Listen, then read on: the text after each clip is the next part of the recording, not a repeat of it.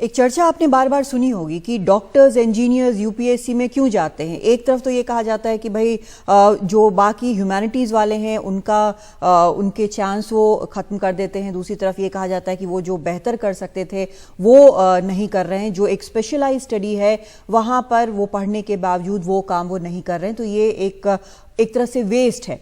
अब बीजेपी सांसद सुशील मोदी की अगुवाई वाली संसद की एक स्थायी समिति ने यह कहा है कि सिविल सर्विसेज में जाने के जुनून के कारण शायद बाकी क्षेत्रों पर असर डाल रहे हैं और वक्त है कि यूपीएससी की चयन प्रक्रिया में बदलाव हो।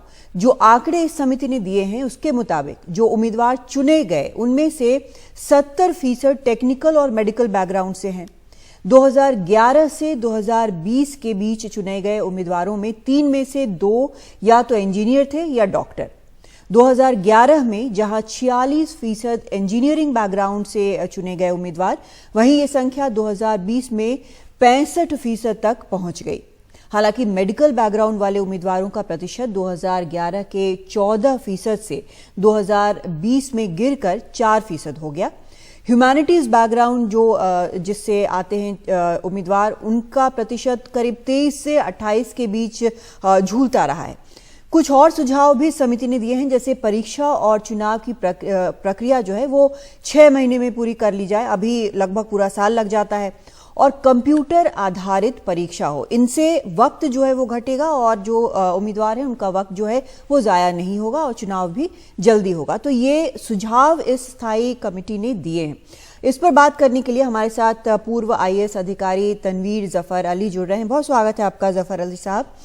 ये जो सुझाव दिए हैं जी, जो इसके लिए सुझाव दिए गए हैं इस समिति की तरफ से, ये चर्चा हम बहुत साल से सुन रहे हैं कि क्यों आते हैं मेडिकल इंजीनियरिंग वाले।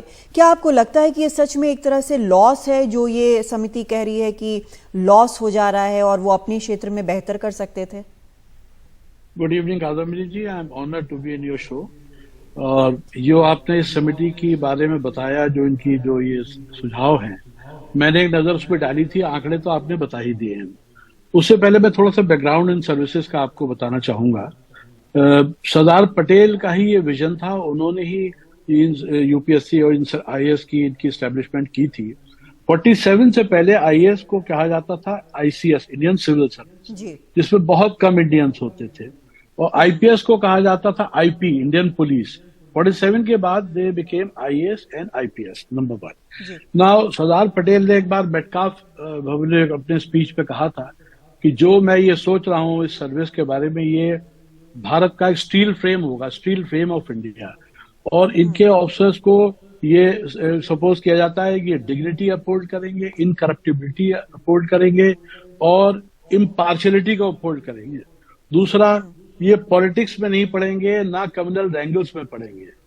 और उसके साथ साथ उन्होंने ये भी कहा था कि अभी जो समिति कह रही है कि डॉक्टर्स इंजीनियर्स जो हैं उनका वेस्ट हो जा रहा है, उसका क्या? अब मैं उस पे आ रहा हूँ। देखिए, इस साल के आंकड़े के हिसाब से एक साल में इंडिया में 15 लाख बीटेक बनते हैं, 15 लाख टेक्निकल ग्रेजुएट्स बनते हैं, 90,000 एलोपैथिक डॉक्टर्स निकलते हैं और 53,000 आयुष बनते हैं। नाउ अगर हम पिछले साल की वैकेंसीज पे जाएं तो आईएएस की थी 180, आईपीएस की 200, इंडियन फॉरेन सर्विस की 37 और बाकी जो अलाइड सर्विसेज हैं, इडास है, आईआरएस है और भी सब हैं, उन सब का मिला के करीब करीब 937 का टोटल था। तो मेरा कहना यह है कि नंबर 1 तो क्या 25 लाख इंजीनियर जब निकलते हैं, क्या उनके लिए जॉब्स हैं हमारे कंट्री में? नंबर 1। नंबर 2, जब हमारा सिलेक्शन प्रोसीजर में सिलेबस पे लिखा हुआ है कि एनी ग्रेजुएट कैन अप्लाई, तो आप 2 ग्रेजुएट्स के साथ डिस्क्रिमिनेशन नहीं कर सकते। उसका फंडामेंटल राइट है, वो जो प्रोफेशन चाहे चूज करे। सो क्लास 12 जब बच्चा करता है तो उसके आगे वो इतनी क्रूशल एक टाइम होता है, वो इतना मैच्योर नहीं होता है। वो उस वक्त कैरियर की फिक्र करता है कि मैं या तो पीएमटी में बैठ जाऊं और या मैं उधर इंजीनियरिंग में चला जाऊं, अपना कैरियर पहले सिक्योर कर लूं। क्योंकि उससे फायदा ये है कि एक कैरियर जब वो सिक्योर कर लेता है तब वो इस लायक होता है कि वो ये डिसाइड कर सके तो क्या इसको मैं आप सिविल कह रहे हैं कि सर्विस पे जाऊं। इसको लॉस नहीं माना जा सकता है एक तरह से। अगर इसके पक्ष में बात की जाए जैसे आप कर रहे हैं, तो इसमें एक तरह से एज मिलता है जो ब्यूरोक्रेट्स होते हैं, जिनको टेक्नोक्रेट कई बार कहा जाता है, और मेडिकल फील्ड से भी जाते हैं। क्या ये बेहतर होता है उनके समझ के लिए अपनी काम करने को? देखिए, बेसिकली तो ये ह्यूमन माइंड है, उसका माइंडसेट है कि जो उसको एक अच्छा अफसर या अच्छा डॉक्टर या अच्छा इंजीनियर, अच्छा वकील बनाता है। बट जो आदमी एमबीबीएस और बीटेक करके आईआईएम्स को छोड़ दिया इन्होंने, आईआईएम वाले भी आते हैं, Indian institute of management, IIM वाले इंडिया टॉप करते हैं। कमी तो डॉक्टरों की भी बताई जाती है, डॉक्टरों की भी काफी कमी बताई जाती है देश में। दूसरी बात यह है कादमिनी जी कि हमारे यहाँ जो अब हालात दुनिया के हो गए हैं, पैंडेमिक के, स्पेशली अभी जो हुआ है ये कोविड का, आप देखिए बड़ी बड़ी कंपनीज के सीईओ रातों रात फायर कर दिए जाते हैं।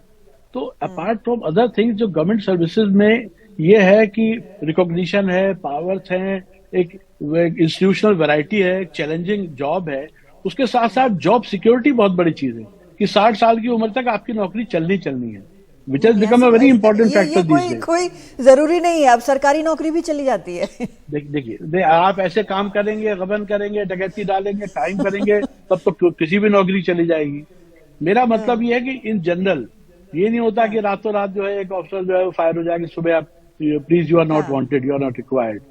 तो ये कोई लॉजिक मेरे समझ में नहीं आता कि अगर इनमें से 60, 70, 80 इंजीनियर, डॉक्टर अगर सर्विसेज में चले जाते हैं तो कौन सी कमी हो जाएगी इंडिया की जो आउटपुट है।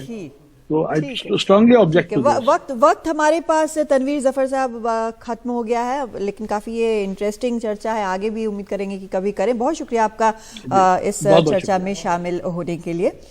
और हालांकि ये सही बात है कि लोग अपना करियर चुनते हैं और चाहते हैं कि सिक्योर हो उनका करियर, और उसमें से कुछ लोग जरूर जाते हैं, लेकिन दोनों तरफ से जो एक प्लस माइनस जो है वो हो सकता है, और इसी के ऊपर चर्चा जो है वो लगातार चल रही है। अब संसद की समिति ने ये बात कही है।